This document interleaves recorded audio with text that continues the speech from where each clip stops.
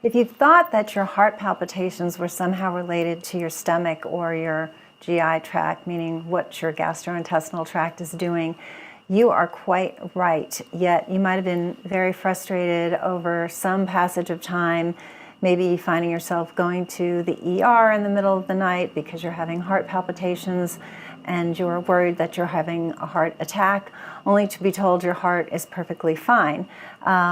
Yet as you live with this for longer, and you know you have heartburn, or you have gas and bloating, you have constipation, you feel a lot of pressure in the area of your stomach, you've got shortness of breath, sometimes you feel anxiety, and you know, it's your body, you've been living with it for a while, and you really start to be suspicious that these heart palpitations you're finding, maybe elevated blood pressure even, really have this interrelationship. But when you speak to your cardiologist about it, or you speak to your gastroenterologist about it, you're looked at like you're crazy, or you're certainly given no validation to your suspicion.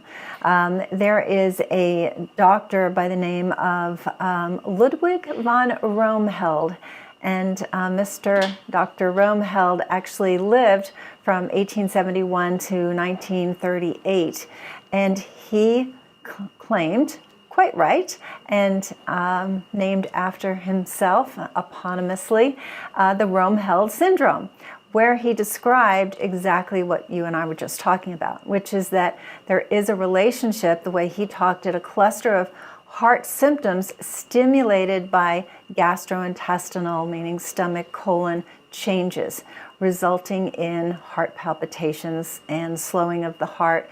And then I'm going to describe to you why it actually starts with slowing of the heart, and then the heart reacts to that.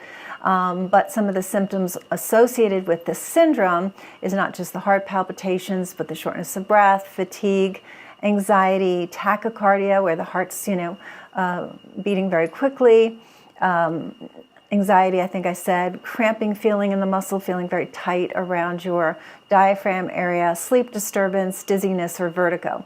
So if you have all of those symptoms, or you have several of those symptoms, I really want to explain to you what's going on.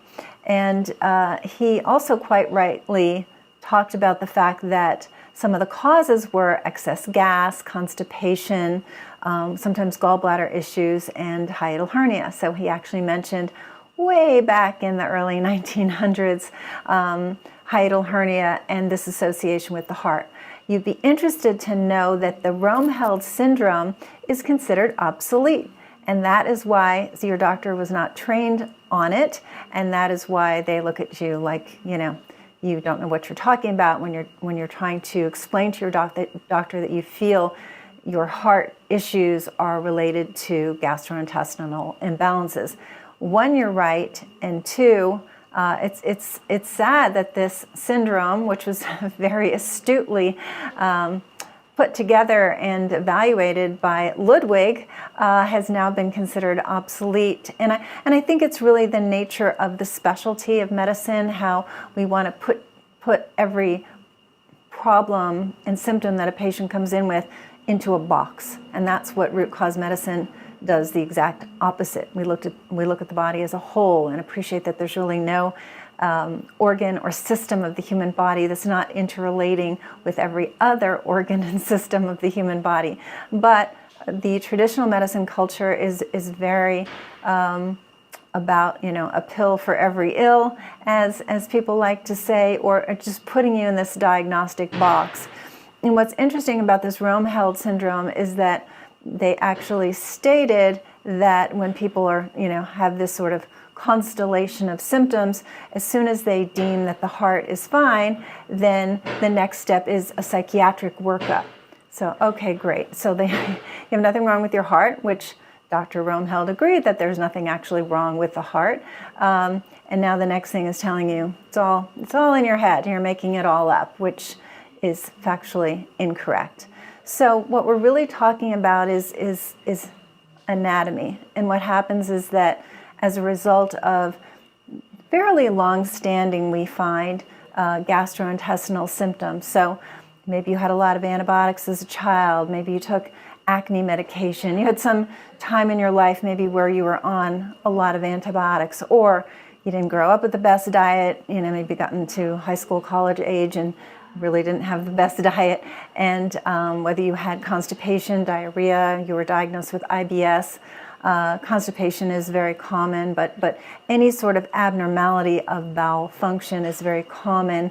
And what happens is, and it's over the course of time, this doesn't come on suddenly, you get an imbalance of the good bacteria versus bad bacteria in your colon. It's called the microbiome.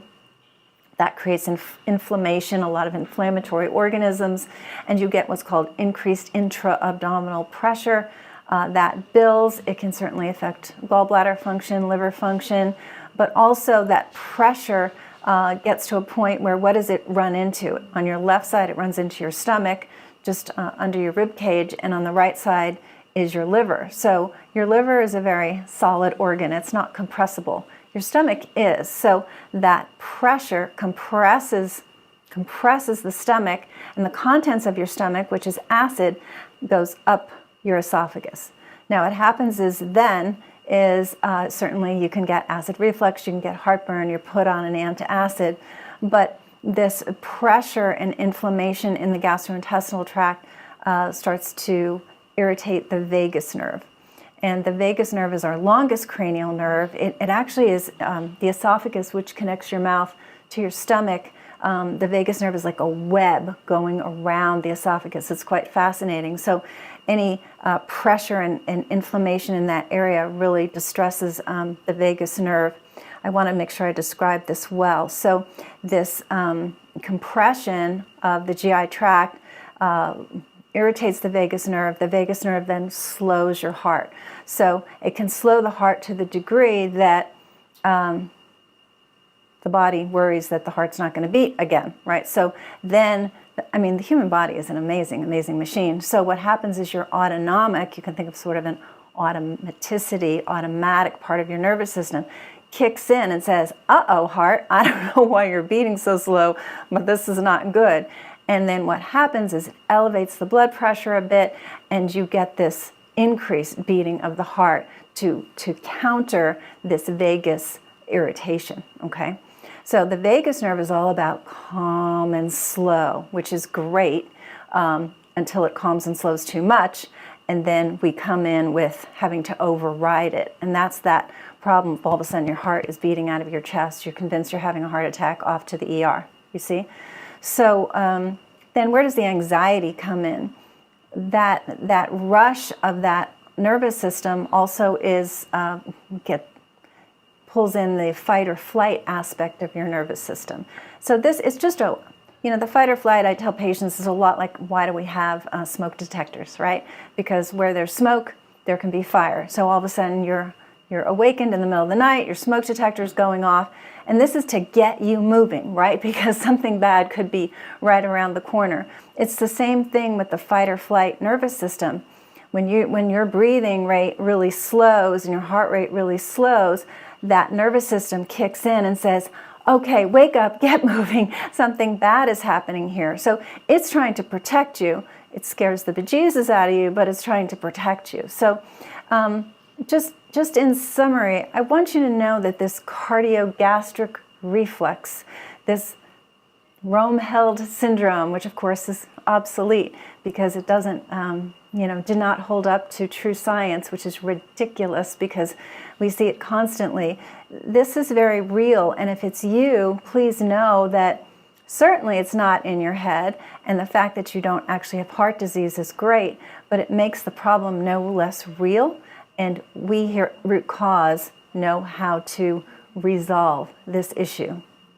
It's not difficult, it doesn't take drugs or surgery, and you deserve to feel great and enjoy life, not be fatigued, not have terrible sleep, not be freaked out with anxiety and heart palpitations and all the other symptoms that go with it. I wrote a book called Hiatal Hernia Syndrome that was written about 2022, right toward the end of COVID, 21-22. I wrote it during COVID. So you can definitely look at that, or if you want assistance, please reach out to us. That's why we're here, and I'll see you next time.